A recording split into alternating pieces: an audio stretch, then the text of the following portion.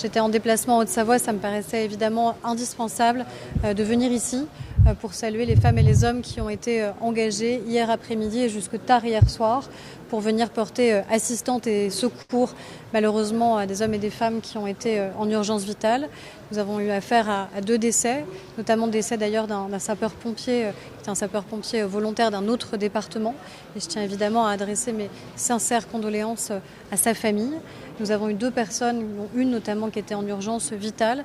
Et grâce à l'exceptionnelle coordination des équipes, à la fois des sapeurs-pompiers professionnels et volontaires, des gendarmes, des équipes aussi de l'autoroute, eh bien, nous avons pu permettre que cette personne soit acheminée dans les meilleures conditions possibles, évidemment à l'hôpital, et puis éviter que d'autres drames surviennent, puisque à la fois la circulation a été interrompue comme il fallait qu'elle le soit, la mise en sécurité des personnes a été faite. Donc être ici, c'est venir saluer l'engagement des femmes et des hommes, sapeurs-pompiers, gendarmes, des équipes autoroutières, c'est rendre hommage à cette coordination exceptionnelle qui a été mise en place, c'est saluer leur engagement de tous les instants. On est malheureusement aujourd'hui trop souvent confrontés à certains qui critiquent l'engagement, qui est l'engagement de ces femmes et de ces hommes, sapeurs-pompiers, gendarmes, policiers.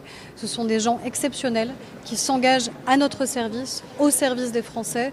Ils ne devraient jamais subir des attaques, des critiques, des menaces, et être ici, c'est d'abord saluer leur engagement exceptionnel dans le drame qui a été vécu ici en Haute-Savoie hier.